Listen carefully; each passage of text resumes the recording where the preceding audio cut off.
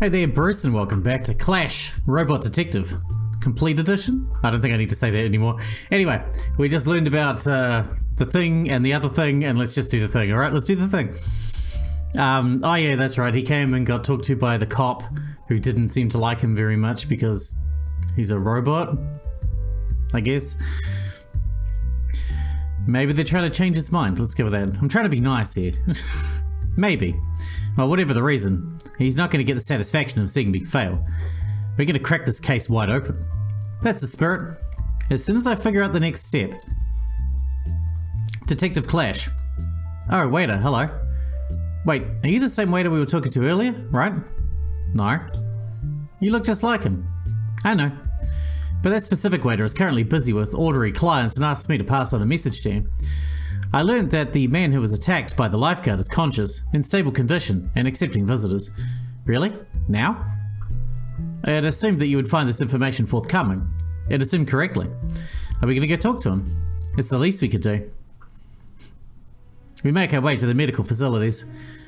A nurse leads us to the room where the man is kept, and lets us know that he has visitors. When I enter the room, the man brightens up. When he sees Clash, he flinches back. Yeah, that makes sense. It's okay, he's a friend. The man does not relax. You're Julian Xander, right? Julian looks at me and pointedly points shakily at Clash. I don't want him here. They said there was a detective here to see me. That would be Clash here. No, I'm not speaking to any robots. I don't want any robots here.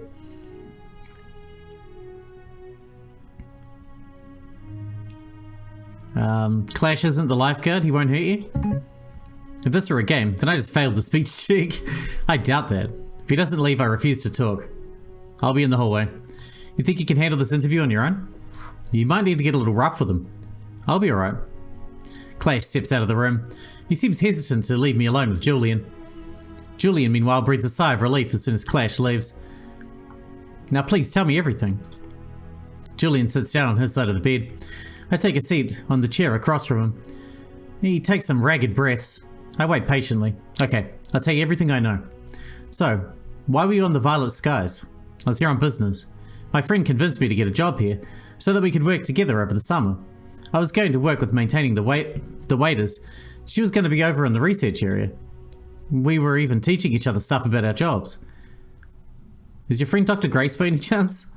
Yes, that's her. That's why I'm here. As for why I got attacked, I might have made myself look like a target. I wasn't at my best today. Why was that? Grace had told me about some self-absorbed hacker who kept harassing her. And then, I was trying to fix one of the robotic waiter's elbow joints. This officer kept nagging me to finish up the job so that we could talk to the robot. It just really soured my mood and kept me distracted. I might have taken it out on the lifeguard. He was just standing there staring off into space. I told him to piss off, which I guess pissed him off. He was so fast. What was that hacker talking to Dr. Grace about? He kept nagging her to look at his paperwork and certain physical areas. I think I know who you're talking about. So yeah, I was annoyed on her behalf. I paused thinking, everyone we'd talked to had held information from us. Maybe they had reasons. They could have been scared or worried. Surely they wouldn't have purposefully held up the investigation. Then again, was that everything, Mr. Xander? Well, except for the part where I was knocked out and brought here. I didn't even get any visitors except for you and Clash, was it? Grace didn't even come by to visit. I'm sorry. It's fine. She was probably way too busy. Anyway, that's all I can tell you. Sorry it wasn't more. Don't worry, it was plenty. Clash replies from the hallway. Mr. Clash, sorry I couldn't let you in here. That lifeguard scared the crap out of me. I don't even know if I could ever trust a robot again. No offense. That's not the worst thing I've been told. So, is that it then? Yeah, I think so. Get some rest, okay? Will do. I rejoined Clash in the hallway. Looks like our friends are more connected to this than they let on. We'd better have ourselves another chat with each of them. Who do you want to talk to now? Jasper. Ah yes, our hacker friend. He better behave himself. He might have something for us too. We return to Jasper's cabin. He gives me a huge goofy grin when he sees me. You're back. Just checking up on your progress. It's progressing. Good. There's an awkward silence. There's something else, isn't there? Why were you talking to Dr. Grace, arsehole? Oh, you heard about that, huh? Look, it was about something that I'd found out. I was trying to get in touch with Julian about it, but I couldn't get a hold of him. I know Doc and Julian hung out a lot, so I was telling her to tell him. Also, I tried to ask her on a date.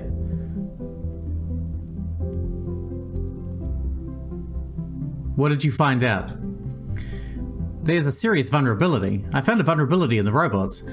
I took the liberty to come up with a patch. The rest of the robotics department won't listen to me about anything, so I thought Julian could apply the patch. You didn't mention this vulnerability earlier. Yeah, I was slightly distracted. He says this while looking at me. I tried not to meet his eyes. I remembered shortly after you guys left, and I was going to track you down and tell you. But I didn't want to leave the decryptor unattended. Also, sometimes I get really seasick when I'm outside. Inside and looking out the window, I'm fine. Strange. Yeah, I don't get it either. Getting us back on track. What was this vulnerability anyway? A backdoor that could allow someone to edit an individual robot's code. The robots can't be updated individually? Not usually. Most of the time orders are uploaded to the network and then distributed to each bot. The methods they use allow the roboticists to catch any unauthorized updates. But with this backdoor, someone could just update them to their liking. Pretty much. Might explain why Silas has been able to hack stuff. Why would AI need help? The magic of robot logic. With the right security measures, any AI could easily be tricked and foiled. But if any human with even a basic knowledge of these bots unlocked the back door, Silas could easily upload his override. Well, shit. That's the first time I've heard Clash swear so hard. This keeps getting worse. Clash waves goodbye to Jasper and steps outside. He looks upset. I wonder why. I detect sarcasm. You're great at detecting the obvious. Stop. Anyway, I better catch up to him. Hey, before you go, one more thing. What's up? Be careful around Dr. Grace. You suspect her? She knows way more about robotics than she lets on. I don't have anything solid, but what I've seen of her records doesn't line up with what she says. You'll be doing some snooping of your own. Hacker's got a hack. I leave Jasper to his work. I rejoin Clash on deck. He stares out over the sea, so the culprit is definitely on board, allowing Silas to slowly take over robots. Jasper told me some stuff you might want to know. Like what? I quickly filled Clash in on what Jasper had said. Clash doesn't say anything, but I can tell he's thinking. We'll keep an eye on them. For now, let's continue our investigation. Who do you want to talk to now? I guess we should go see Grace then. Hopefully we'll get along better this time. I doubt it will happen, but still I can hope. We go back to the research center. Dr. Grace is jotting down notes from a textbook. Oh, it's you two. What have you been up to since last we spoke? We were checking on your friend, Julius Xander. Oh. Her smile falters ever so slightly. He's recovered already. He took a steel punch to the jaw surprisingly well. He always was a hearty fellow. Any reason you didn't tell us you knew the victim? Of course I had good reason. I didn't think it was important. That's bull and you know it. Look, I didn't want our connection to be made known. If word gets out that my friend and I just so happen to get a job on the same high-tech boat, then I might suspect I pulled some strings to get him aboard. Did you? Dr. Grace completely ignores the question and continues. Not to mention the fact that we talk about our jobs with each other. Our bosses might assume we've been sharing department secrets. Have you? Again, Dr. Grace ignores the question. Please, Moira, you can't let this leave this room. My job's on the line here. You've been ignoring my questions, Doctor. Dr. Grace is still fully focused on me. Answer Clash's questions, please. She finally stops looking at me and instead looks at Clash. What were the questions again? Did you pull any strings to get your roboticist and training friend aboard? And have the two of you been sharing department secrets with each other? I mean, more specifically, how the robots on board work. I remember that Julius said that he and Dr. Grace have been teaching each other about their jobs. I also remember what Jasper had said about someone needing to be on board to make the robots more vulnerable. And I quickly see what Clash is getting at. Could Dr. Grace have learned how the robotic staff worked, to the point where she could exploit any system vulnerabilities? But could Dr. Grace really have learned so much in such a short time? Much to my surprise, Dr. Grace begins to cry.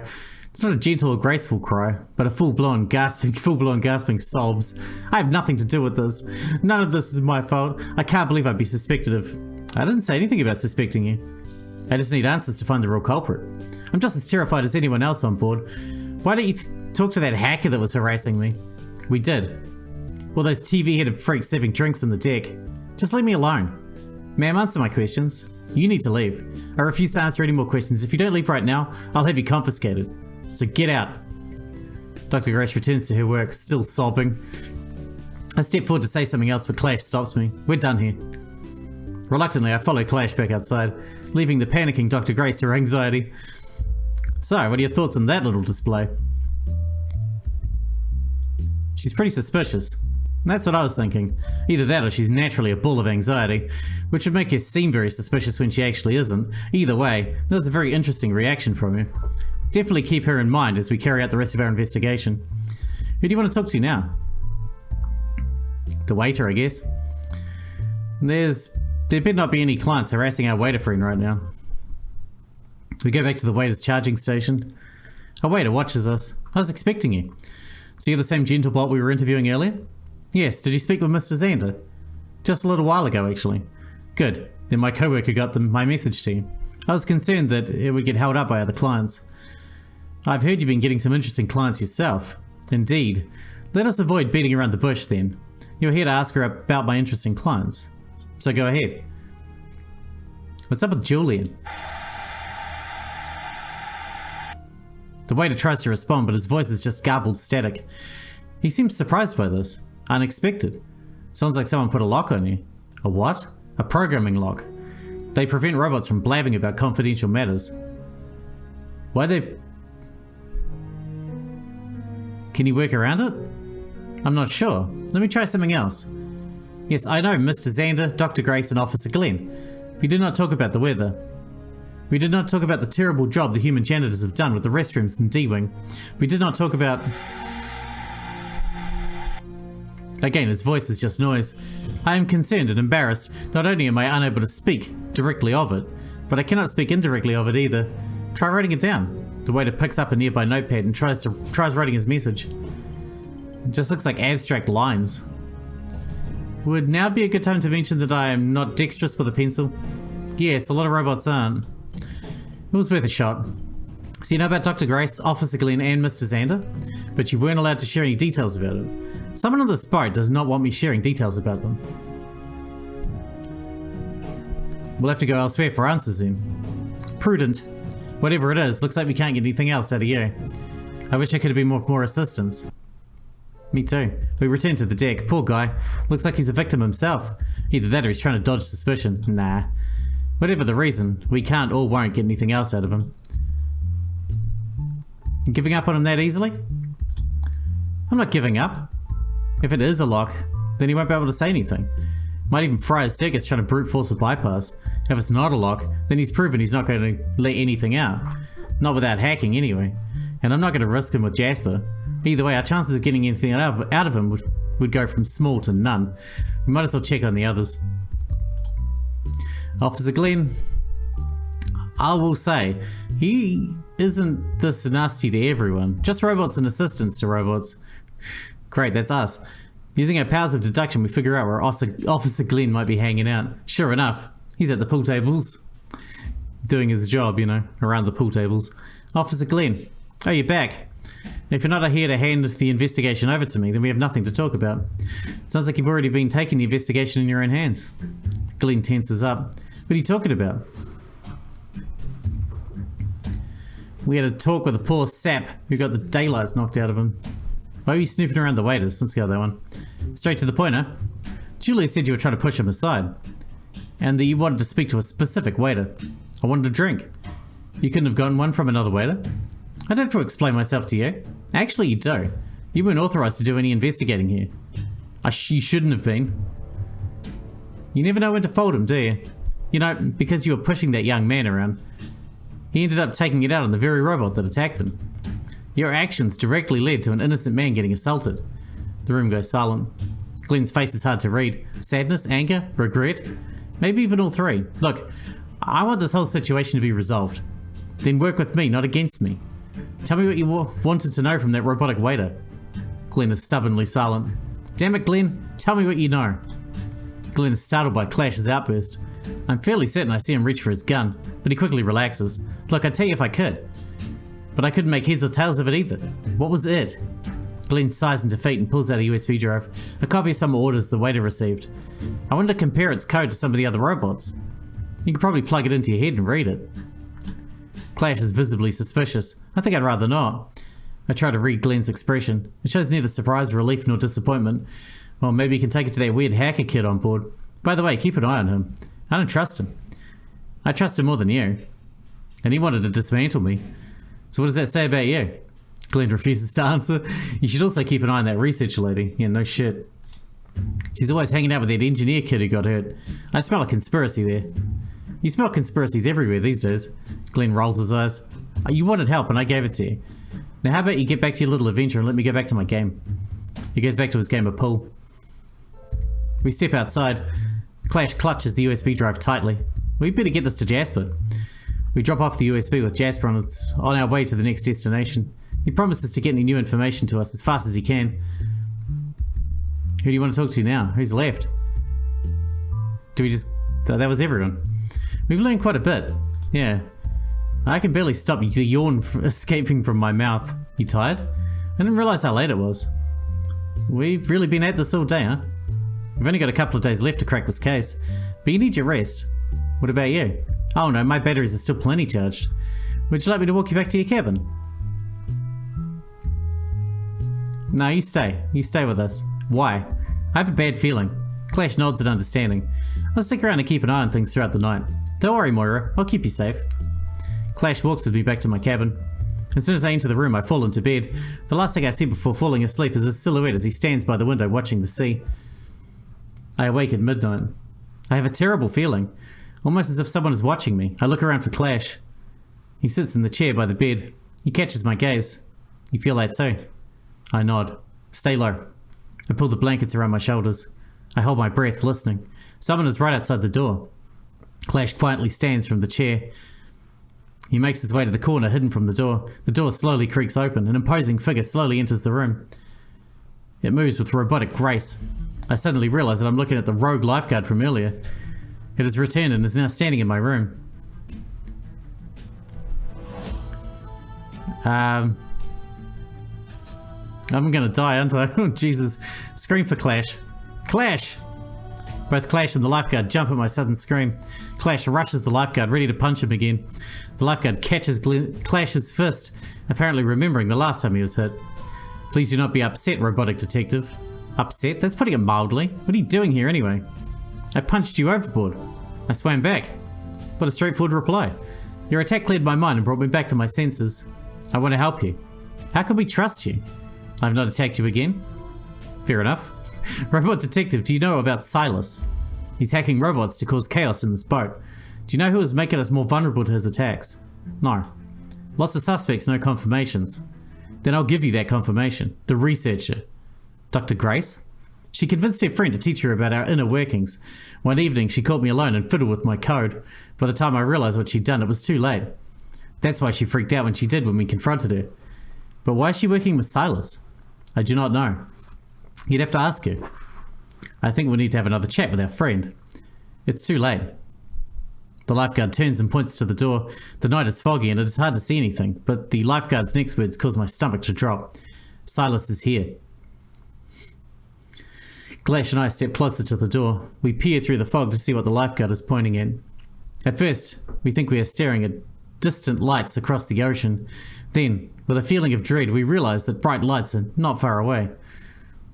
They are dimmed and right next to us. We crane our necks to look at the huge vessel. Blood and oil cake its exterior. The crane on its back jerks around like a broken marionette. It's far too silent for such a vessel, until it lets loose a thunderous horn. So it's a War of the Worlds ship. A horn that sounds like the siren call of death itself. So yeah, the memories of machinery has arrived. Passengers leave their cabins in a panic, only to be caught by the vessel's claw. They're crushed and smeared against the boat's deck. I can hear screaming, so much screaming. Clash pulls me back inside. We have to help these people. It's a little late for them. We'll do what we can to stop the memories. Save everyone else that we can. I'll protect as many lives as I can. Any suggestions on how we can get over there? Grab the crane as it lowers. Jump off it when it reaches the other side. Don't get crushed. Sounds stupid, but let's do it. Agreed, but it's all we got. Let's go, Moira. We rush outside, chasing the crane's claw. The next time it crashes into the deck, Clash grabs me around the waist and takes a flying leap into its side. We narrowly miss getting crushed. Clash manages to hold on to both the crane and myself as it carries its payload back to the memories. As it lowers to smear the bodies on its deck, Clash lets go. Once we have touched the deck of the memories, he releases my waist. I try not to look at the broken corpses as we rush to the bridge. Doors open and close, guiding us through the innards of the ship. Silas is allowing us to reach him, but why? Perhaps whoever is controlling him wants us to confront us. Finally, we stand on the bridge. The center of the room hosts a cylinder that hums with power. This is the brain of the ship, I'm certain of it. Clash and I look at each other and nod. Give me a second, I'll see if I can figure out how to shut this down. At that moment, Jasper Callan runs into the room. Guys, wait! Jasper, what are you doing here? Strike that. How did you get here? Same as you guys, I hitched a ride. I can tell you what was on that USB drive.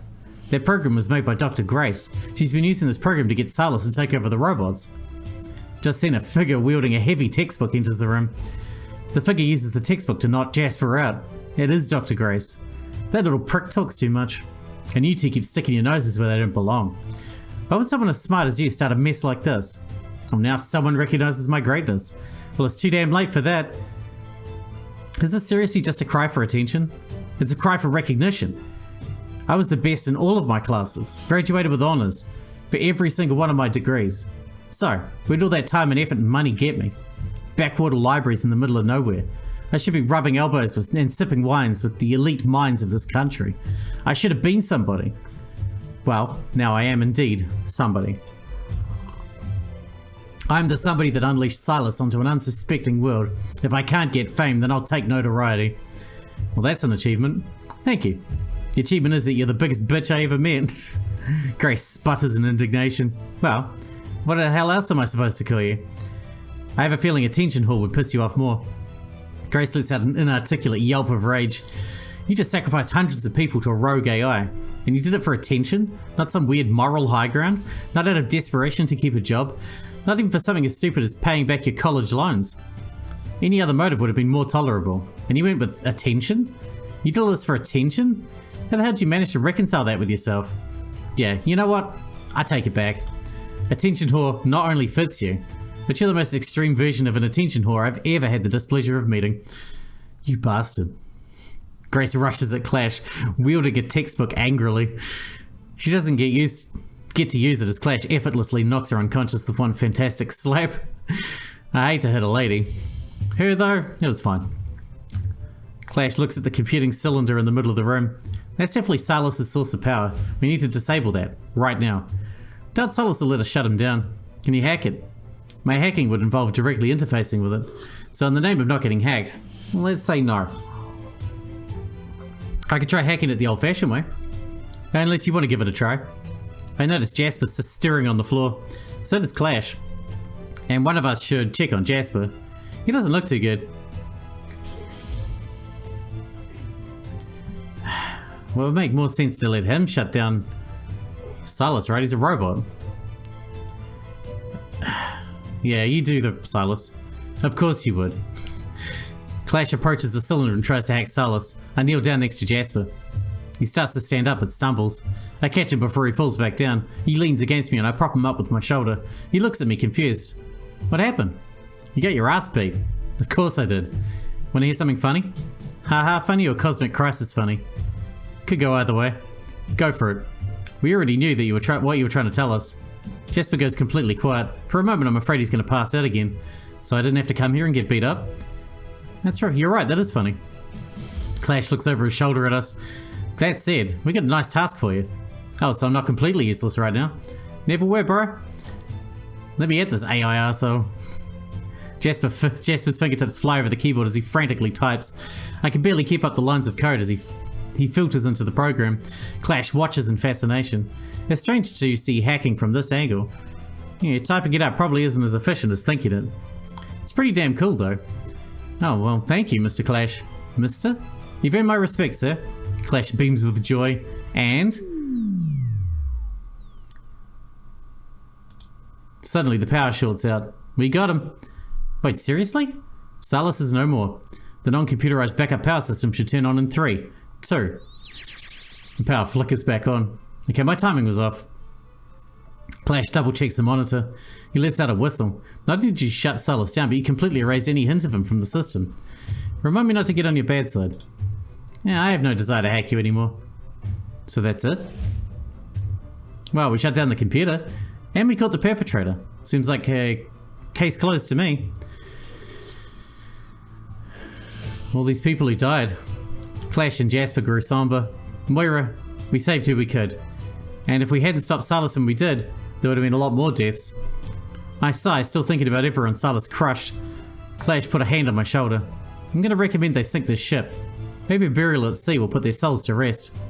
I nod. Sounds like a good idea. But right now, let's get out of here. We need to wrap this up. We leave Silas's silent chamber behind.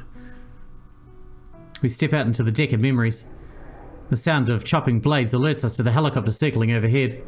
Yeah, I might have called the cops before I came to find you. That's funny. I sent out a private signal to them right when I saw the memories. And that's not counting anyone else who called during the attack. No wonder they got here so quickly. The helicopter lands. A somewhat distracted officer approaches us. Clash, great job cracking the case. I couldn't have done it without my assistance here. Still, you got it done, my man. If they don't give you human rights after this, then I'll eat my hat. Much obliged. By the way, you'll find the perpetrator inside. Clash pulls a USB drive from his temple. Got the entire confession recorded here. The friendly officer takes a USB stick and nods solemnly. Then he goes inside to make an arrest. I'm gonna go over there and see if any of those officers have any first aid stuff. You still feel bad? Yes, in fact, I'm still in excruciating pain. Jasper limps over to the other officers. I look at Clash, thinking about something that he had just revealed. You've been recording everything? Yes. I transferred the footage I collected that was important to the case to that drive. The rest I've kept for myself. This is a huge learning experience for me. One that I really don't want to forget. What will you do now? Well, first I'm going back to the precinct. I'll have to write up a good long report about this. And after that? Not sure, honestly. Maybe I'll stick with the precinct a while longer. Maybe I'll take advantage of my new rights and start my own agency. Whatever I do, I want to keep helping people. Sounds like a great plan. Oh, that reminds me. How'd you like a new job? Doing what? Working as my assistant full-time. Really? Of course. I've been paying attention to how you've been handling yourself during the case. Overall, you tried to handle yourself with maturity and compassion. I can't think of anyone else I'd like by my side. I smile at Clash's statement. I mean, as a business partner. Yeah, that sounded unintentionally romantic now that I think about it. Anyway, what do you say? Sure. Fantastic. Give me some time to get some strings pulled.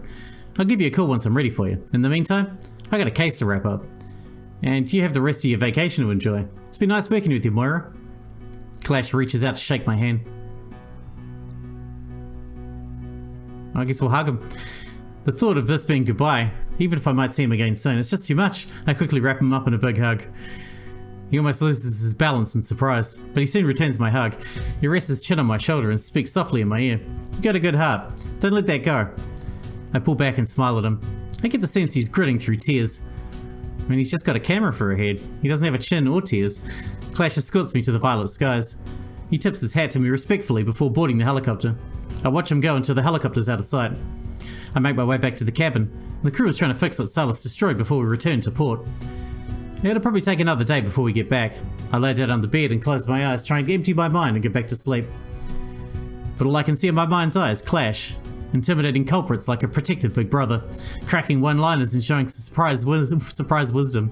I've never met a robot like him before. I don't know if I'll ever meet anyone else like him. I'm so glad we parted on such good terms. At the end of the day, I'm so grateful that I met Clash, the robot detective.